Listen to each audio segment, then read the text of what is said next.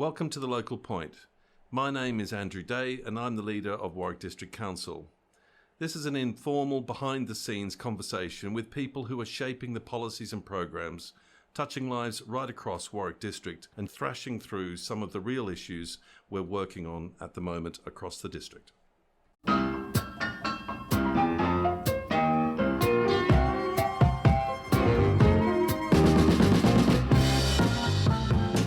Welcome everybody to this festive edition of the Local Point. We're back again at 1 Mill Street and feeling slightly chilly out there but warm inside, I have to say. And I'm absolutely delighted to have with me today Simon Story from the Bicycle Bus. Welcome, Simon. Hi, hello. Good to have you in today. And Kevin McCreel from Clean Air Warwickshire, plus many other hats that we will learn more about today. We'll see, yes, thanks. One of which to be here. Both Santa's helpers, I believe. Yeah, definitely. Lots of smiles. Well, look, gents, thanks for coming in. I'm really keen to have a conversation today around where we're going with how we get about and how do we do that in a way that's sustainable and that's fun, and really how we support that in our community and what we're doing.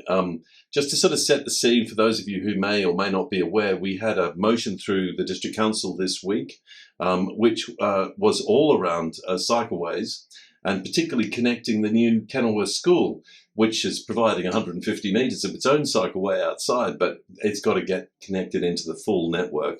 And it really struck me in looking at that motion and all the information around it, firstly, how important our cycle networks will be to our schools, and I know Simon will come and talk to you more about that one in just a sec, but also how it's just so important to invest in this sort of infrastructure and what it can do for us. And there's a lot of interesting things happening, exciting in Leamington around that as well, isn't there, Kevin? I know in your conversations. Well, exactly, and you mentioned a few of my roles. So yeah. One is as chair of Clean Air Warwickshire, and we'll talk a little bit about that later, but one of the key priorities is looking at transport and how we travel around our towns, because that's a big source of air pollution, which I think people are generally becoming aware is more of a problem as we begin to understand the effects of poor air quality on health and well-being.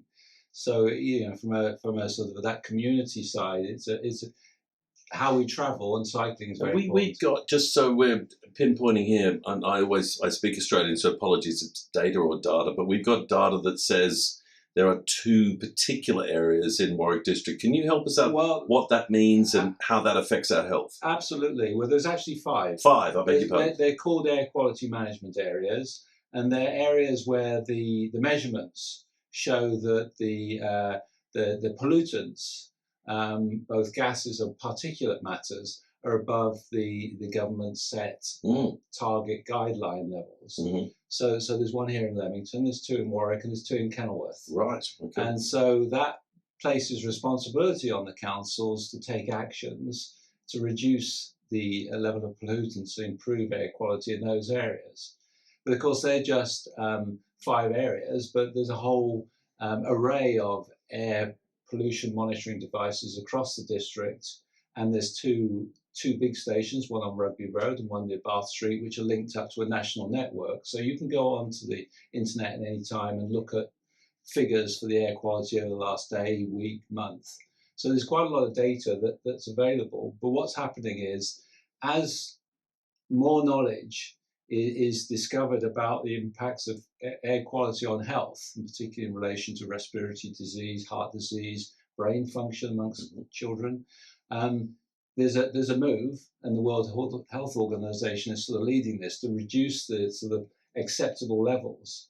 So there's a lot of pressure now on the government, and there's various legislation going through Parliament, which is re-looking at the levels, safe levels, of different pollutants in the air. And so the sort of pollutants, they come from what? Fumes from diesel fumes, etc. And what they can permeate the membranes in the body and get into your bloodstream. And do you just want to talk a bit about that? Because, I mean, one of the things we've been working so hard is to crack things like cancer. Yes, and which has just been intractable. I know there's huge amounts of investment and research going on, but actually there are public health steps we can take as well. Well, absolutely. And it's interesting, because last week, do you remember Chris Whitty of COVID fame and his sort of weekly television broadcasts? he published his annual report this year, and he always picks as a topic of, a key topic, and it was on air quality.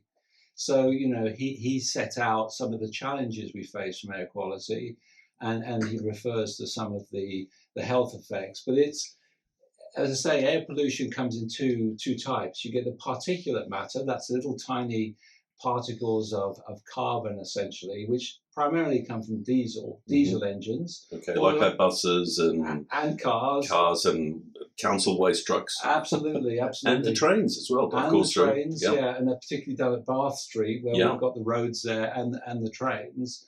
But I have to say that you've probably heard of the Euro 6 or Euro standards for car emissions. That's made a big difference. And so levels across the UK have been dropping of certain pollutants, but then the need to, if you like, reduce the thresholds is also increasing. So as fast as they drop, we begin to, we continue to understand the problems.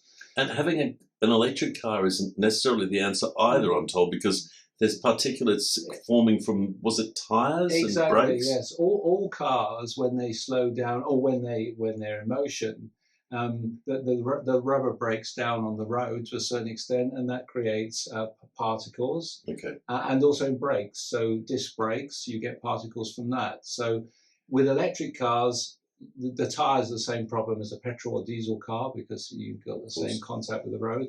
With brakes, it's slightly different, because an electric car uses the motor to slow down the car quite a lot rather than the brakes. So, electric cars are not absolutely the answer. In fact, Chris Whitty says in his report, one of the areas we need to innovate is actually in tyre material, to see if we can reduce the abrasion and the breakdown of the tyre surface. Okay. So this is across an area of development work.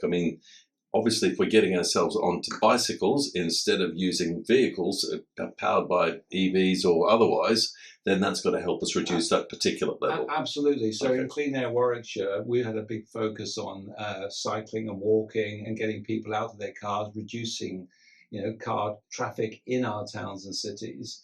It's both from an air quality perspective, it's a well-being, it's a quality of life, but it's also now, I think governments recognise we need to link up carbon reduction and air quality, and there's a sort of movement going called CANS, which is Clean Air Net Zero, because actually carbon emissions from traffic are the big source of the problem, and air pollutants. So actually, if we solve those together, if we reduce car movements, traffic generally, we'll solve two issues. And in some ways, it's a habit, isn't it? The way we get about, we just automatically revert to whatever we're comfortable with. And so changing lifelong habits, changing the way we get about really is something I know, Simon, you're working on with the bicycle bus and actually getting our children on their bikes and to school. And can you, Simon's story is, I've been tracking you on social media, and ever since you started, I know we helped out trying to get some bushes cut back on some cycle routes and things like that. But I've just been fascinated to see how you've been growing what you've been doing. So can you tell us a bit about the cycle bus and how it works, and then just what impact it's having on our children and how you're seeing the program evolve? Sure. So the bicycle bus was born during the pandemic, actually. When we could do our daily exercise, I took my daughter out, who was about 7 at the time, and we liked cycling, and we'd go out for a nice ride. Obviously, it was great weather. I don't really remember in the first pandemic. It was brilliant. It was brilliant. Early in the year still. But, we were going for little daily bike rides here, there, everywhere. And she one day said, can we go to school? Obviously, school wasn't open, but let's go to school. So I was like, yeah. And we rode the route, and she was just like, this is great. Why don't we do this more often?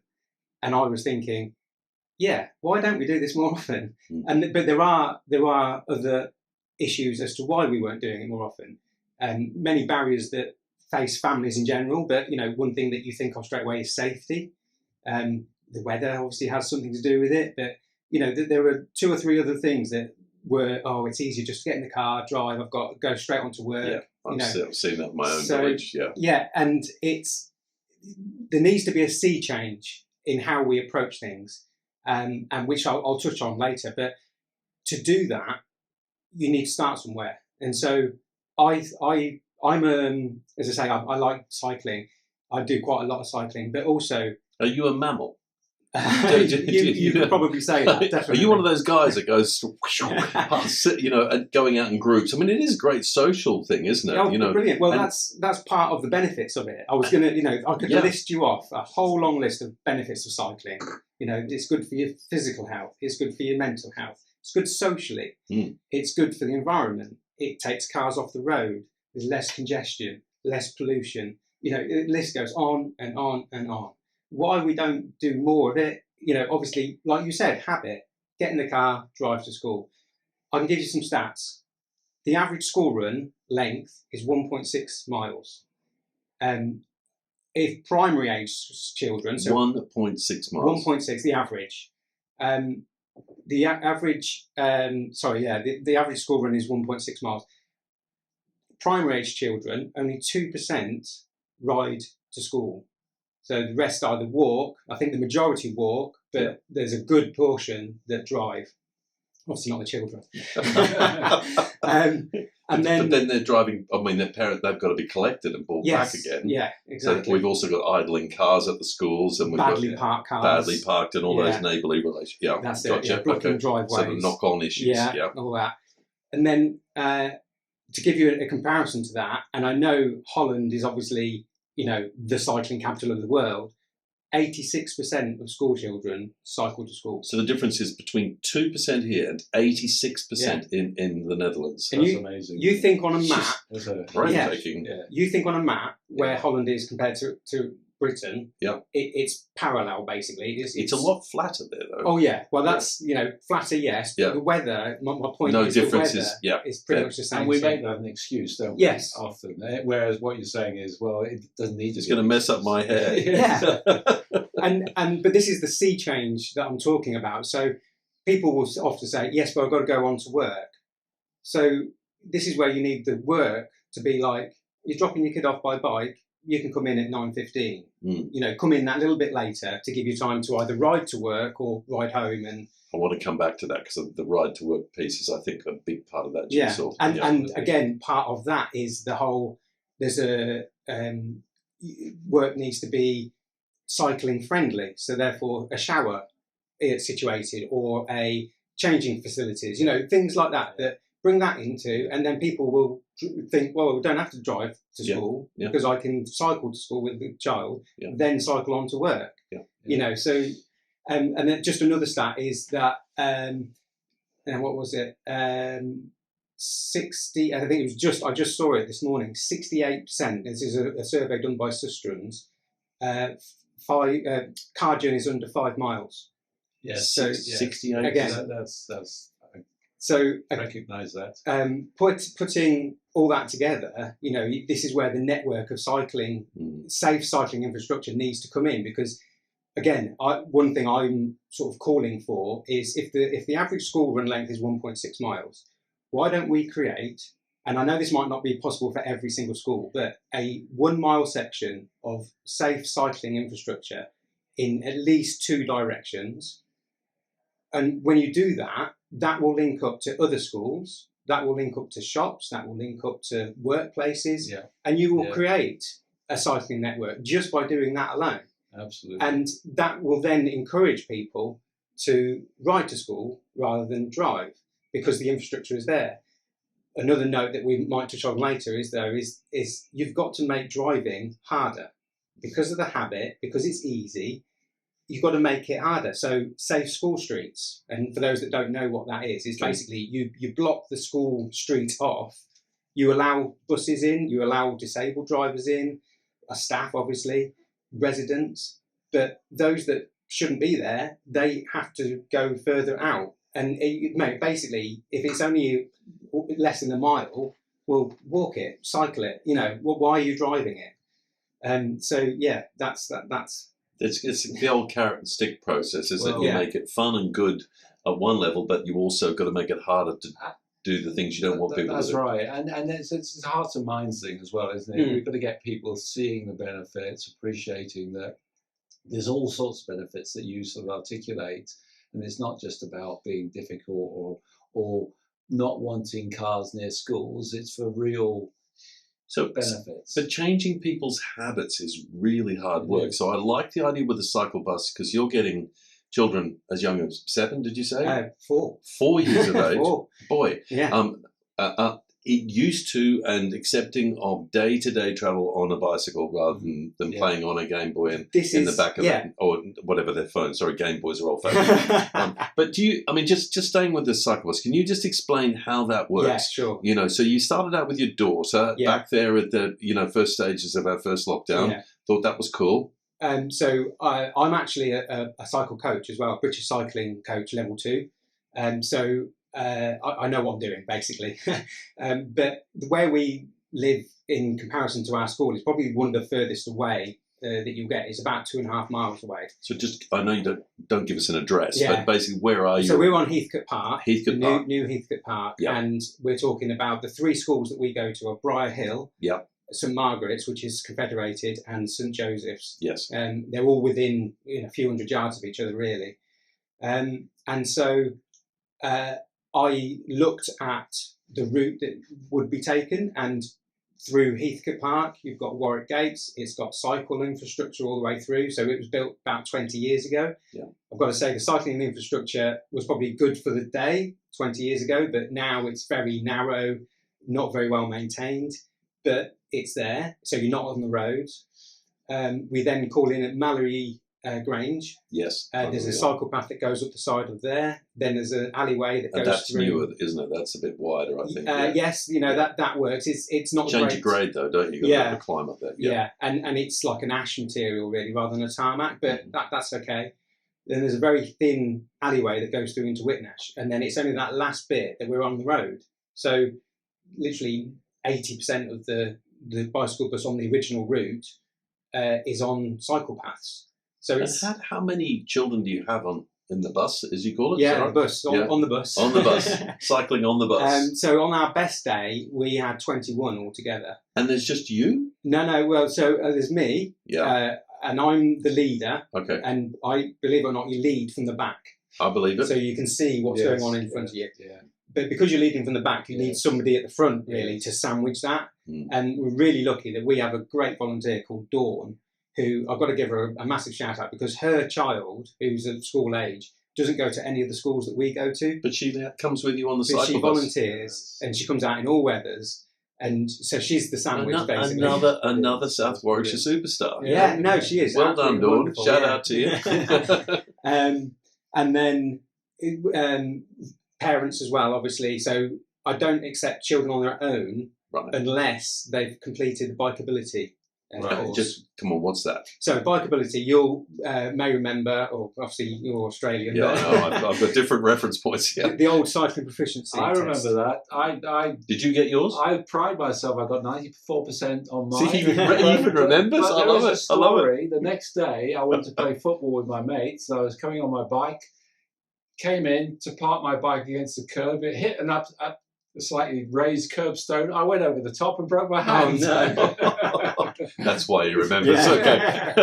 That's been embarrassing too. Bikeability basically gives you road sense. Okay. As children, they come in and teach it at schools, and it gives you road sense. And it's not a test as such, but it gives you the life skills, and that's what cycling is. It's a life skill. Absolutely. So have you linked up with Hazel Underwood? Have you heard of Cycle Buddies? Yeah. I saw Hazel. So Hazel's part of our group. Yeah. Well, she's part of lots of groups. She needs a shout out actually. Yeah. Well done, Hazel.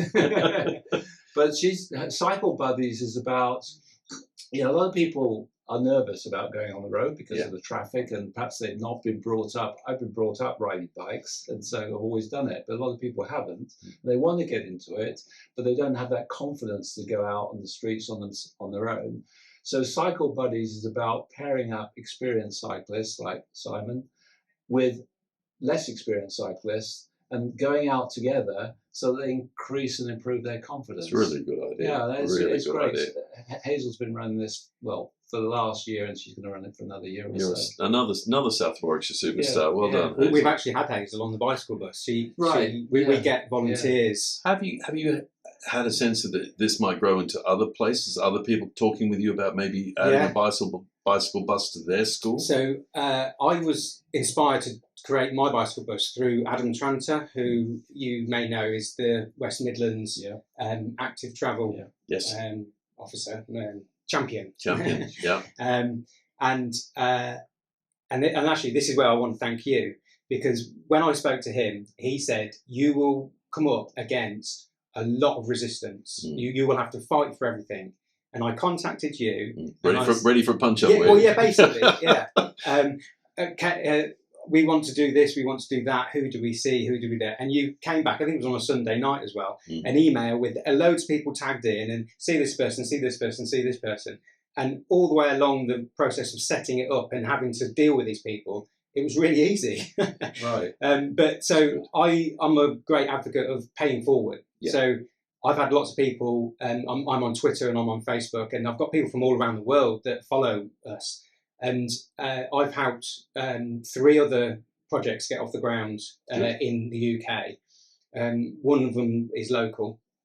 And yeah, it's the more people that do this sort of thing, it normalises it and it gives people the option. And does it work best with primary schools, or is it something that could evolve into secondary school as well? Secondary school, a bit more independent, I guess. Yeah, you get into 12, 13. But if they've got the habit from primary school. Exactly. Absolutely. I mean, we've talked about Myton School and Warwick School and the Myton Road and that link up to the Europa, behind the Europa Road sort of estates. And there you've got teenagers who are competent to go on the, well, mostly competent, but they just need the infrastructure or the routeways. So it becomes a different type of issue there.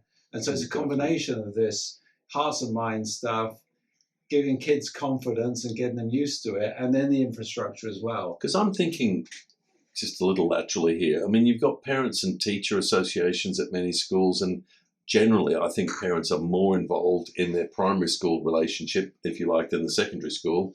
Wouldn't it be wonderful if we had a Simon at every single primary school? Do you know what I mean? Wouldn't that be a good one? That would be fantastic. And how could we promote that to get sign up? How many Simons we could create out there? Just really that it becomes a genuine network then. That we could publicise. When you moved into an area, you could sign up and find out online or otherwise where your cycle bus operates, how you register. 2 things on that. Firstly, if I could do this for a living, I would. Somebody wants to pay me. You must love it though. It's great. Does it not freak you out sometimes? I mean, I know what my little ones were like when they were just, But that's your little ones, you see. Even my little ones don't listen to me much. But there is a responsibility. So the legal aspects of it, in terms of safety and safeguarding, and that's quite an issue, isn't that's another thing, you see. So asking the parents to come along for the younger child, they're responsible for their child. And then the ones that have passed bikeability, I do have a talk with the parents to say they've passed the bikeability level 2, they know how to ride on a road. I am going to trust that they can. They have to listen to me. They do as they're told, and that's reiterated to the child.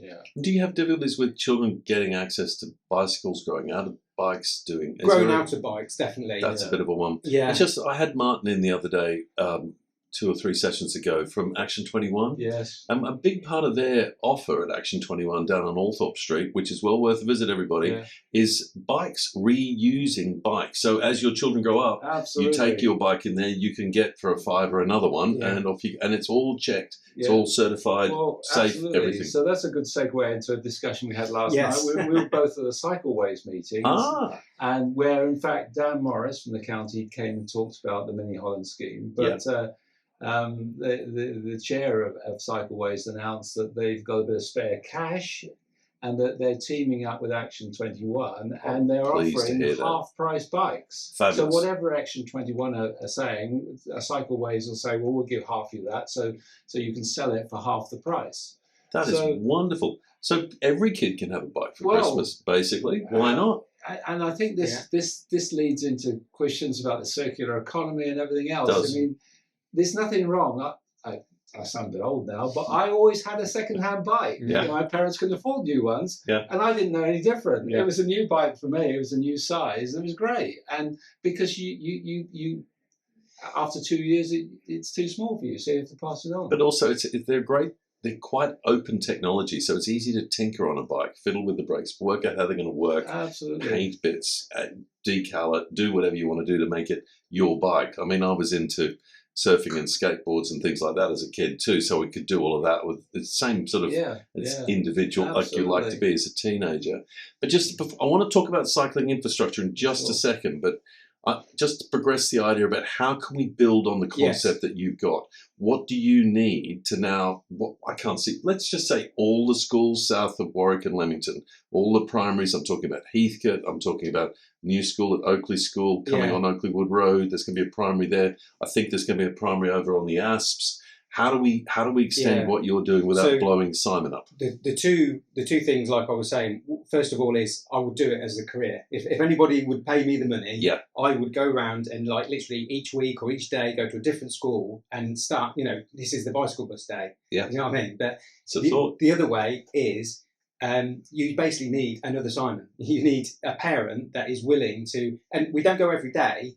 My vision is I'm giving people, I'm facilitating them cycling to school, giving them the confidence, as you were saying, with cycle buddies, that sort of thing, giving them the confidence to here's the right route. Because there's another thing.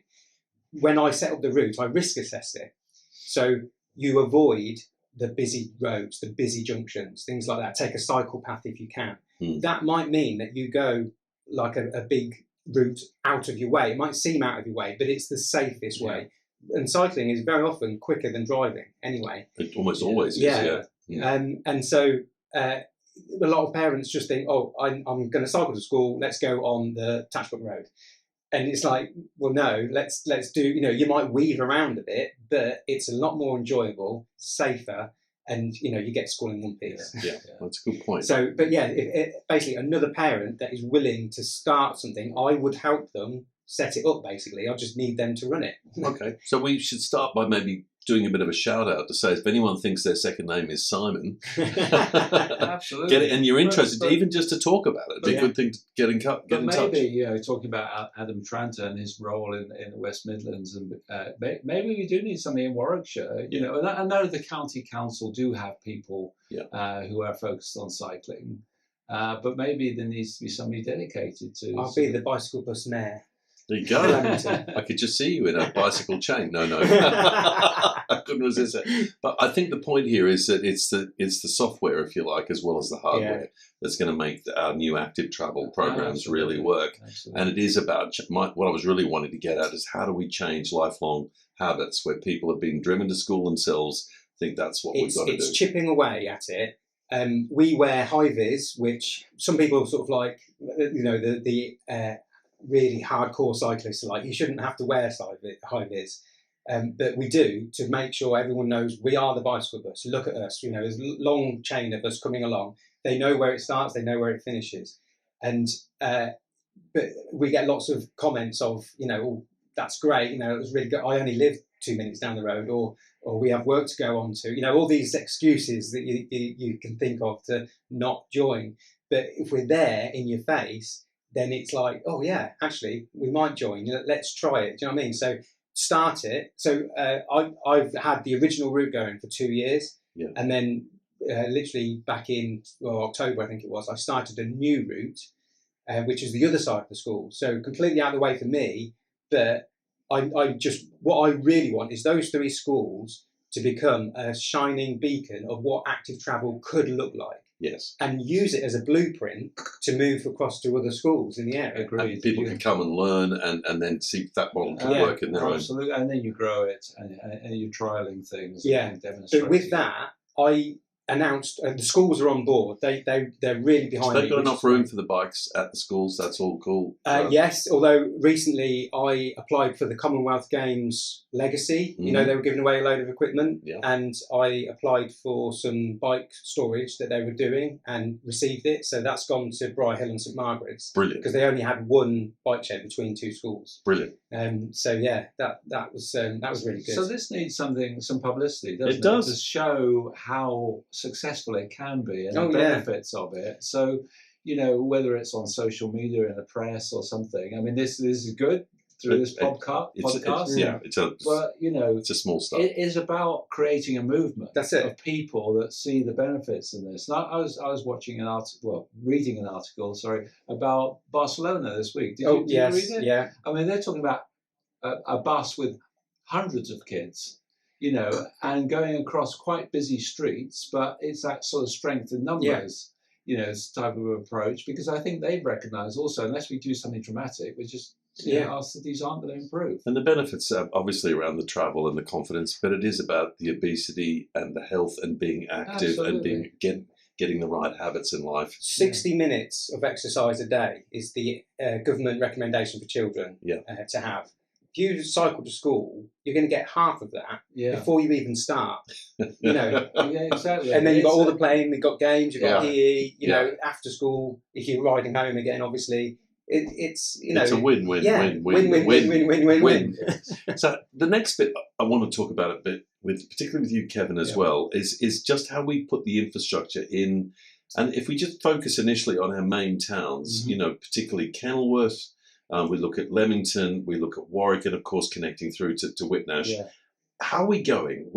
Give us an update. What's working? What isn't from your perspective? Well, in fact, the local cycling and walking infrastructure plan is being finalised at the moment by the county council, which sets out a programme of cycle and walking facilities to be implemented over not a particularly well-defined period, and also subject to funding. Of course. But at least it's a sense of that's what we want to do, which we're absolutely supportive of.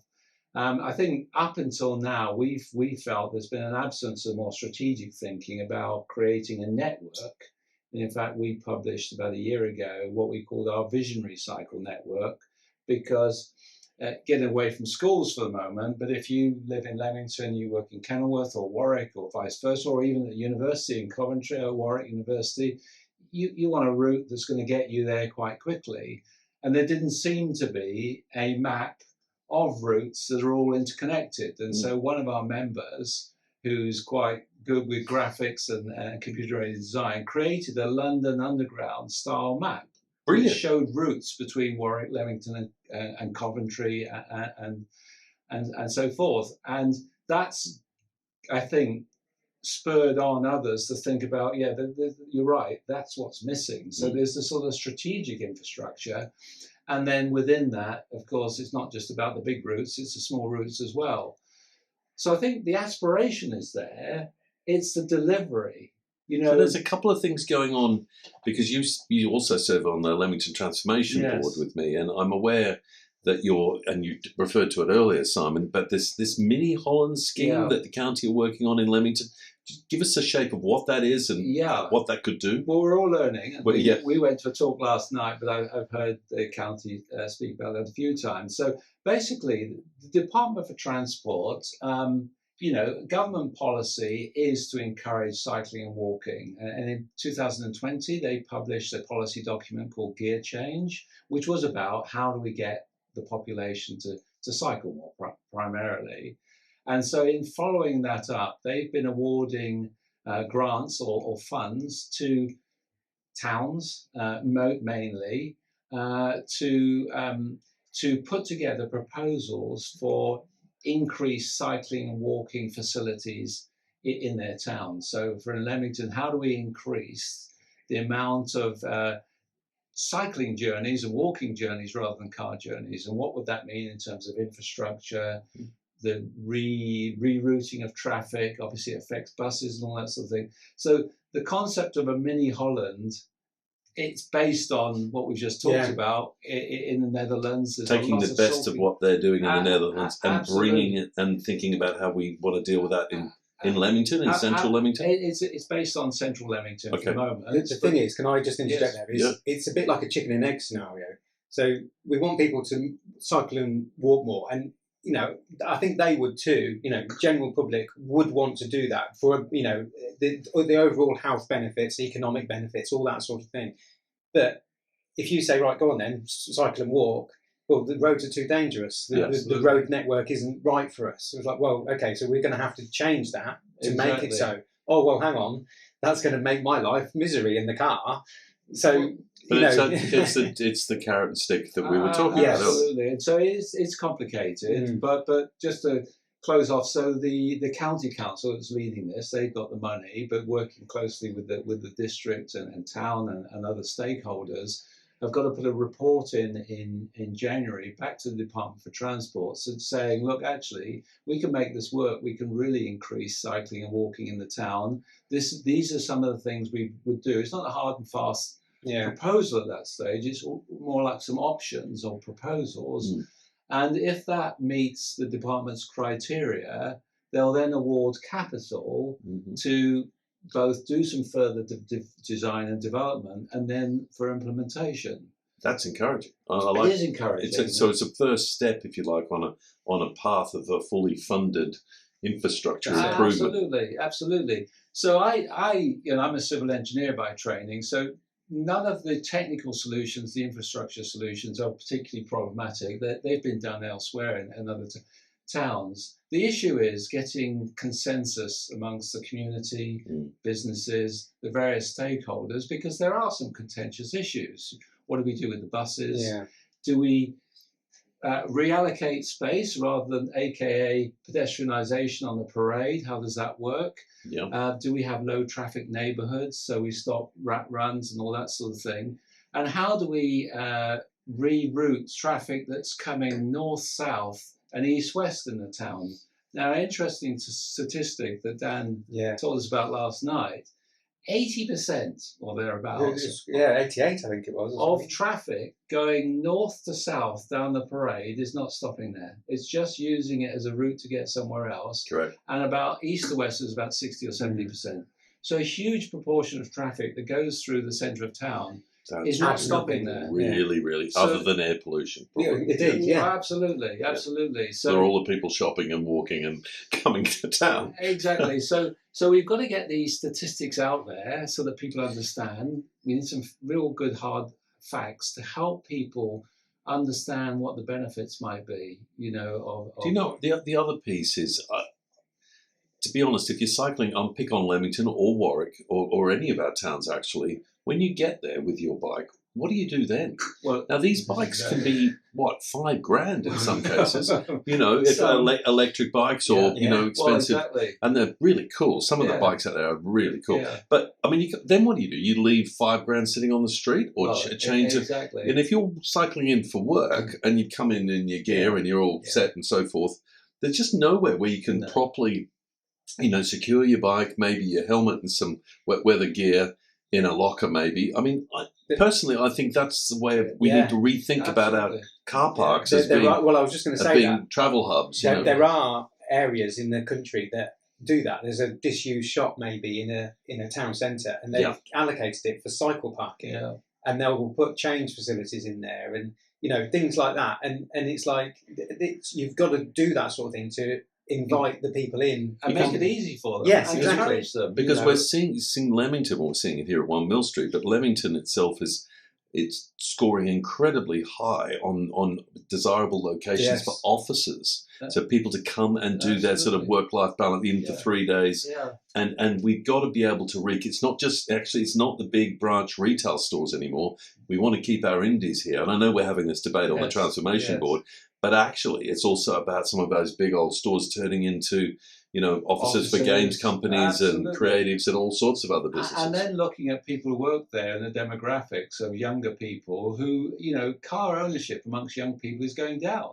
Yeah. Because for all sorts of reasons, but one is, the still is money, but maybe they prefer to walk and not have the hassle of a car. But also a car depreciates the minute you drive it out the showroom. Yeah. Well, it costs you a fortune to run, even an electric vehicle. And you've got to say, if you could do without that in your life, what else could you do with that money? Absolutely. Now, and that's why don't blame them. Getting residences closer to the centre of town is important. We're fortunate. We live very close to the top of the parade, so. I walk into town and rarely use the car during the week, but I do appreciate people don't all live so close to town. But if you added the idea that you could, rent a car easily, you were in a car club for the weekend, drive out to the Cotswolds or wherever you want to go, to friends somewhere else, then the whole transport offer for a family changes, doesn't it? That's part of the sea change that I'm talking about. Yes. It's not just bikes. This is what Dan was saying last night. It's not just about bikes and walking. No. It's about maybe creating car clubs. It's about that sort of thing. So exactly. that, I mean, I drive. I have to drive, go places and things like that. Sure. But, where I can, I will cycle. And so, you've got to create everything around that. Definitely. And for certain journeys, each journey requires different forms of transport. And I mean, the rail piece on the clean air side, I know we've been talking with Chiltern about how they're wanting to move to a hybrid fleet so they can take some of the big diesels out. That will make a big impact, I think, on air quality as well. But just coming back to Cycle Network, one of the things I've talked about previously is Sustrans and what they've been doing for Leamington. We as a district have been working really closely with them, and I think have developed a good relationship with their team.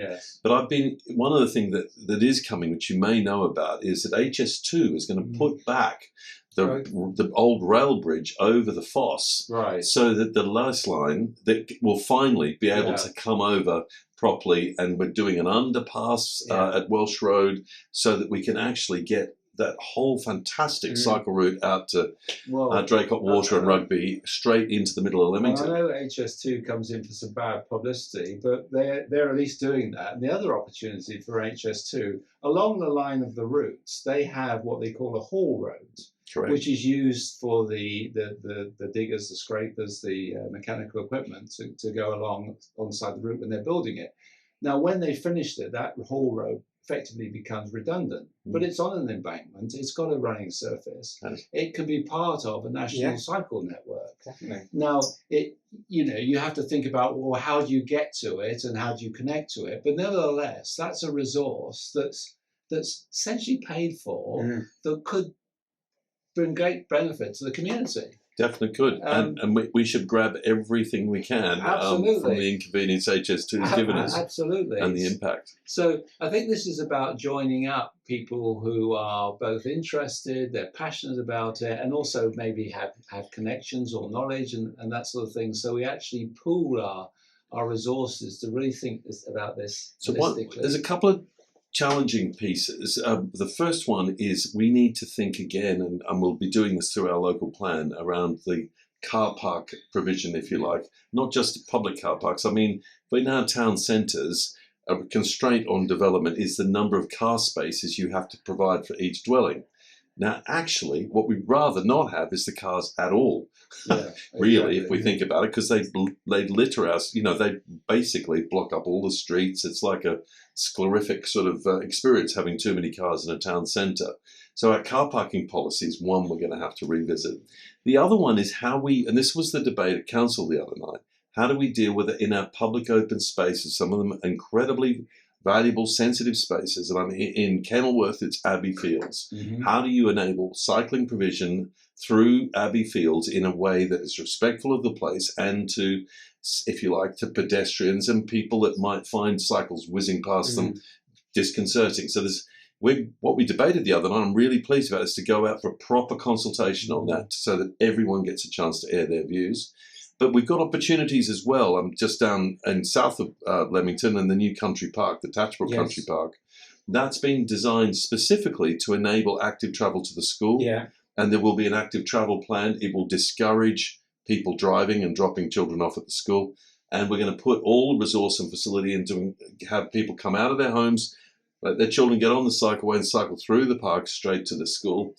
We're also talking about a new bridge over Europa Way, connecting to the Asps, which I'd like to have some architectural, something striking, not just a sort of railway-looking bridge or something. So it could be Southgate, I don't know, not after the football coach, but we've got, in Warwick's case, we've got East and Westgate, haven't we? But I was just thinking it's an arrival destination, but you'd then be able to go all the way, effectively, from Warwick on off-road cycle routes, through the Asps and the public open spaces, over our bridge, through the Tatchbrook Country Park to Oakley Grove. And then I'm thinking, how do we get beyond that? How do we get up past, and out past the back of Whitnash and maybe to Campion School? How do we connect through the other way round the other side of Warwick? because the other part, which I'll finish my little babble on about this, is that Elizabeth Park is another scheme we're wanting to advance, which you may have heard about.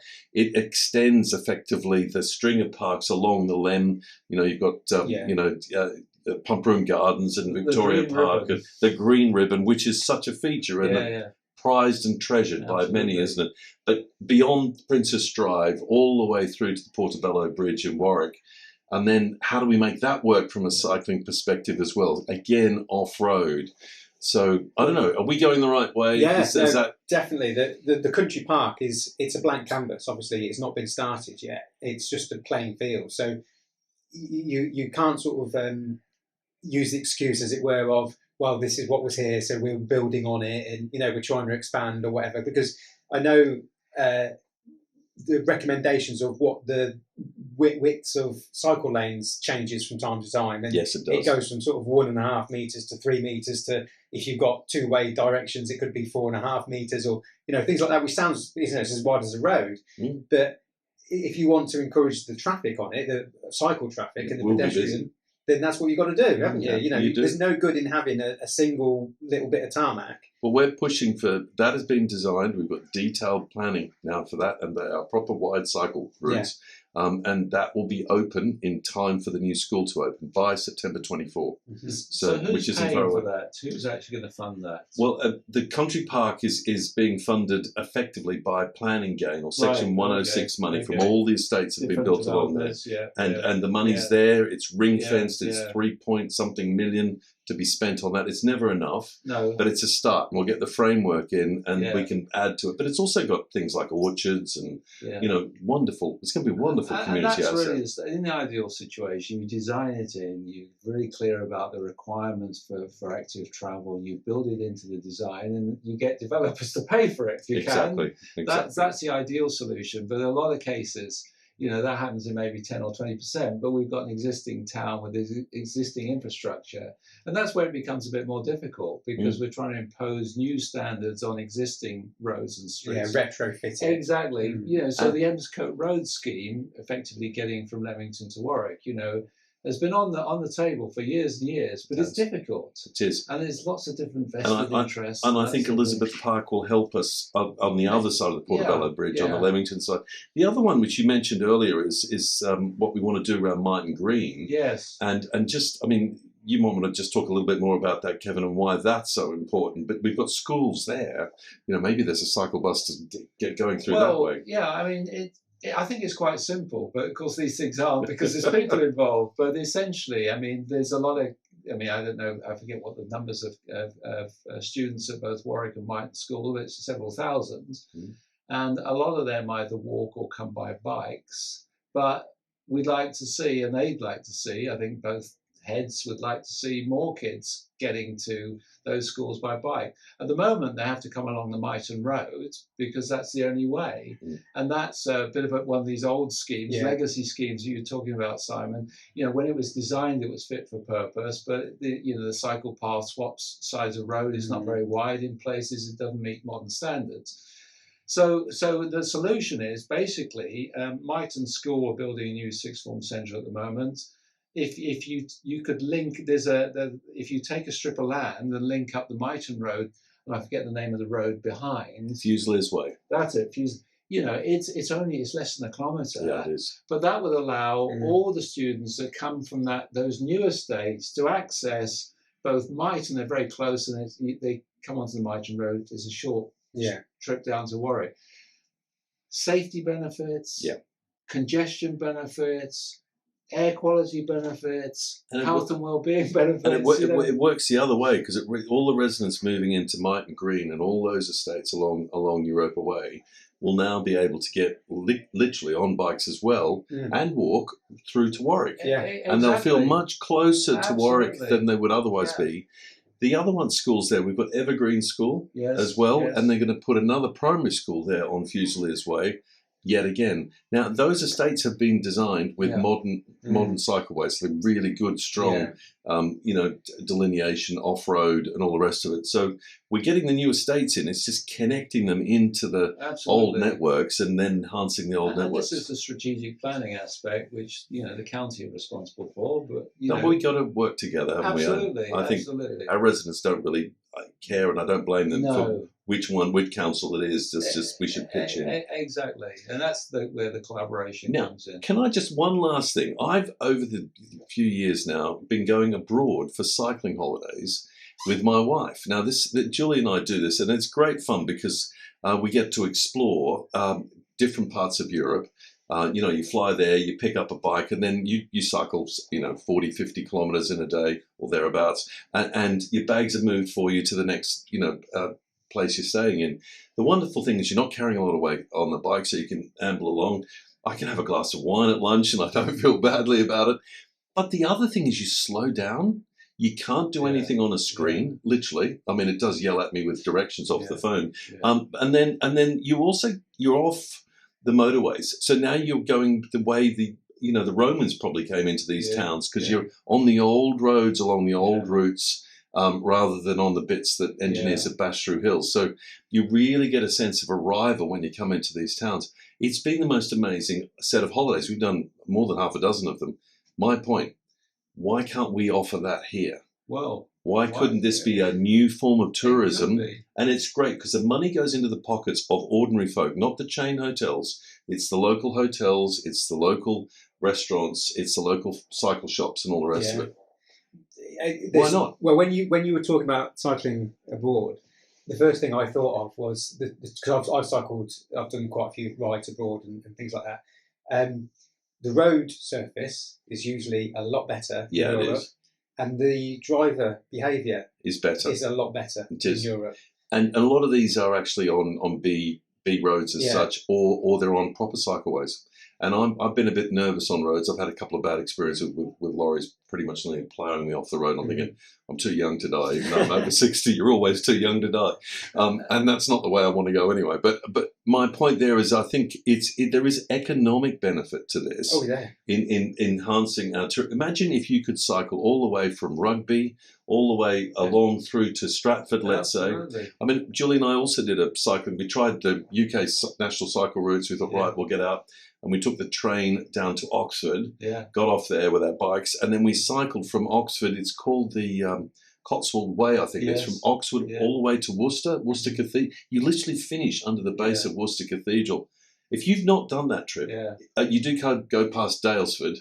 Don't stop and buy anything, but it's quite expensive in there. But it's so beautiful, quintessentially English. Absolutely. The other thing, just sort of extending the conversation a bit, is cycling in cities. Right. So I was lucky enough about 10 years ago to spend 6 months in Bogota in Colombia. Wow. And they had a really progressive mayor there who got things done, basically.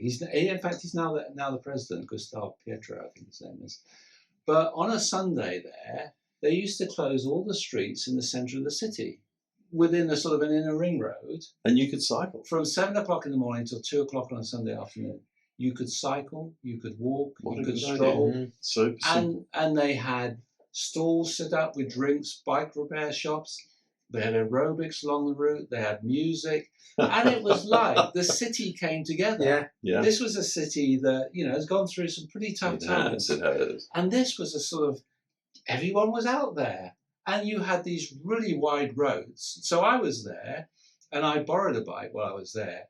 I cycled over the whole city to places you wouldn't normally go to, because these were then policed as well. It was secure and everything else. Yeah. So I saw the whole of the city on Sundays, but it was just a fantastic atmosphere and a sense of well-being and community. So I have this dream that maybe we'll have one Sunday next year, which we might be on Clean Air Day, where we close the streets of Warwick and Leamington and we allow people to ride and walk freely in them and between them. How's about that? I love it. You've got my backing 100%. Maybe, Simon, you come along and sell us the virtues of the cycle bus. I could organise Kidical Mass Ride. I don't know if you're aware of the ones I've done already. No. We were the first ones in Warwickshire. So critical mass is a global movement, which is basically calling for better, safer cycling infrastructure for children, but obviously ultimately everybody. And it got to the UK, but there was only about 3 or 4 events going on. And now, this last year, I was one of about 15 or 16 events in the UK. So it's growing. And, you know, we have to work with the police and things, but we don't close the roads, but they are aware of what we're doing. And it's just a procession. And there's music and there's, you know, chat and, you know, and it's just... You could use that to promote the idea of look how good it is, actually. Guys, you have lifted my spirits this Friday afternoon. I think every kid deserves a bike for Christmas, by the way, and you don't have to spend a lot of money. Just get down to Action 21. Absolutely. I'm so grateful to you both. Simon Story from the Bicycle Bus for coming in to the local point today, and Kevin McCreel, Clean Air Warwickshire, and many other hats. Thank you, guys. It's been a pleasure. Thank you. Merry Christmas. Merry Christmas, one and all. Thank you. Yeah, good.